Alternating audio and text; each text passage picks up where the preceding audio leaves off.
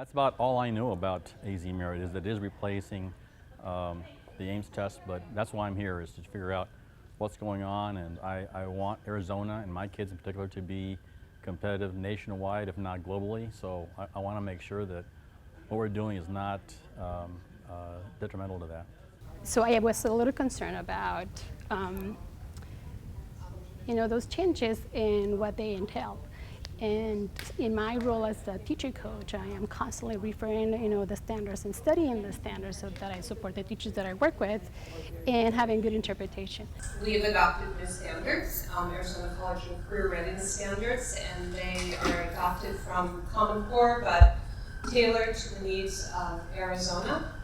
We increase the rigor of our standards so that we have the same level of expectations as the rest of the nation.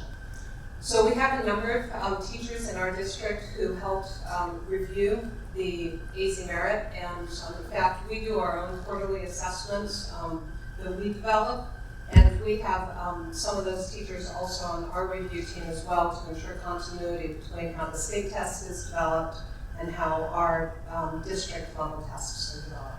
But those reviewers will all be TUSD employees? No.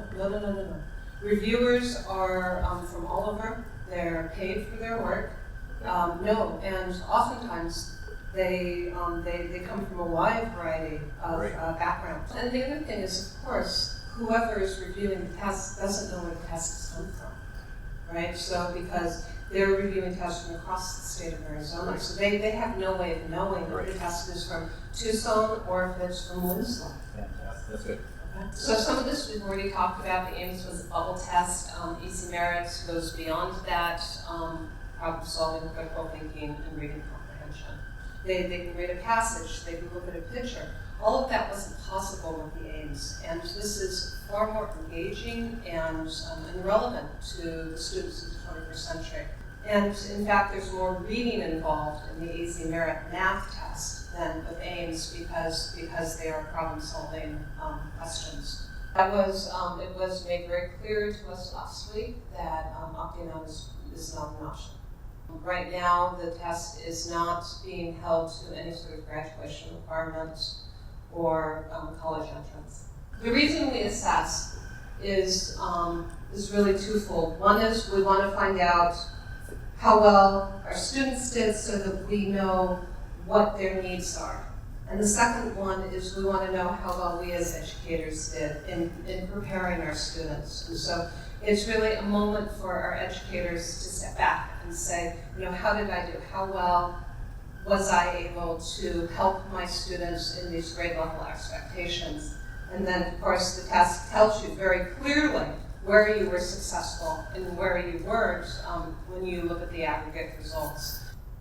And considering what Park has already done, they have spent possibly a lot longer in constructing this assessment given the standards of interpretation.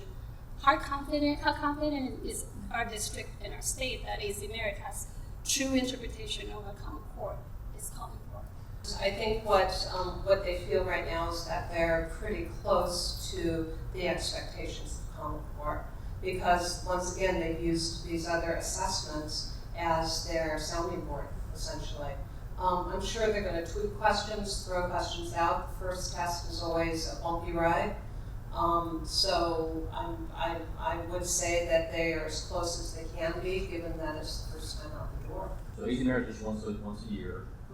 In the spring. You get results back in the summertime. Hopefully you get some time to evaluate that and then offer feedback to both students and teachers as well as schools. So the principal ought to be great as well, right? What we've done in the past is when we get the results back in the summer, is that helps us develop plans for the coming school year, and it helps us understand what our students need before the school starts, so that on the first day of school we have plans in place. We have developed in-house quarterly assessments, and we've used an item bank that is Common Core Light. These quarterly assessments are also very diverse types of questions, and so I feel pretty confident that those questions are not dissimilar to the AzMERIT questions. And we really didn't know what to expect. And that's always a very difficult place to put anybody, students and teachers, but at least now we have the foundation to go, to build from. And I expect fully that TUSD will make great strides from the 215 scores to the 216 scores, just because we know what we're dealing with now. We're hoping that the results that we get from the quarterly assessments are analyzed by our teachers in the sense that it leads them to stronger instruction and stronger learning. I knew a lot more. I came in here knowing very little, and the presentation was very thorough. Obviously, it was interactive, and I got all my questions answered. It was good.